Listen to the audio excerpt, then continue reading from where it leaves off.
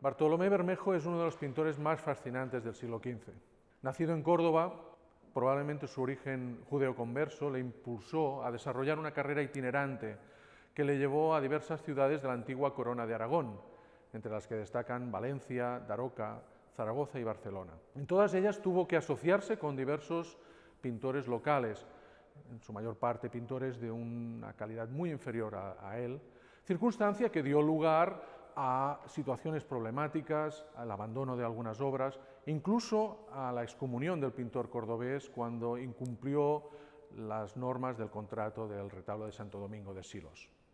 Sin embargo, cuando destacados comitentes, entre ellos eclesiásticos, nobles o acaudalados comerciantes, decidieron confiar en Bermejo la amplia totalidad de sus encargos, este le respondió con magníficas creaciones, con extraordinarias creaciones que decidió también, en muchos casos, firmar de manera orgullosa y autocomplaciente. Una de las claves del éxito de Bartolomé Bermejo es su dominio de la técnica al óleo, una técnica que habían desarrollado pocos decenios antes, los pintores flamencos, a la cabeza de los cuales podemos situar a Jan van Eyck o a Roger van der Weyden. La habilidad en este ámbito le permitió a Bermejo representar con un gran ilusionismo matérico toda suerte de objetos y elementos presentes en sus pinturas y además también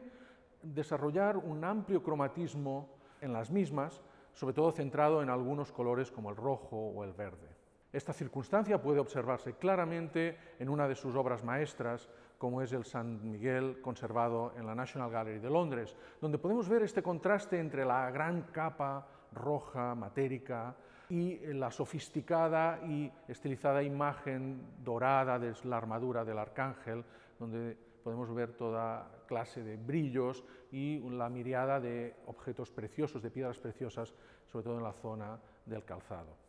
La otra clave también del éxito de Bermejo fue su capacidad para renovar toda una serie de temas iconográficos tradicionales que hasta entonces eran muy estereotipados. Él da una vuelta de tuerca, podríamos decir, sobre estos motivos. Motivos que hasta entonces se representaban de manera más o menos canónica, en sus manos adquieren nuevas formas, nuevas composiciones, nuevas visiones.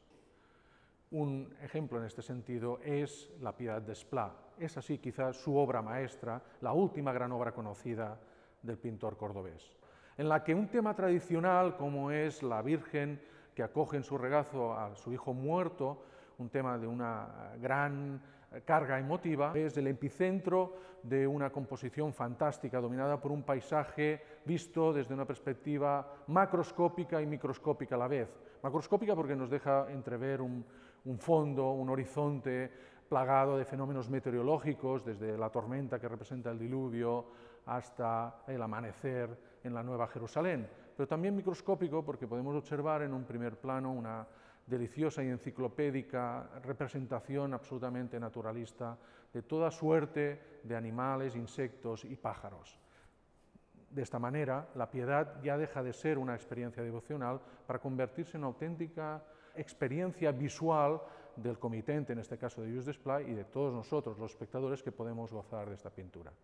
Es precisamente una experiencia visual la que el Museo del Prado quiere ofrecer a todos sus visitantes en esta exposición monográfica, en la que descubran a la figura de un maestro a través de una reunión excepcional de su obra. Por primera vez, el Museo del Prado acoge a toda la obra de Bartolomé Bermejo conservada hoy en día en museos de España, Europa y Estados Unidos. Esperemos, pues, que esta sea una auténtica experiencia visual, intelectual y cultural para todos los que puedan disfrutarla.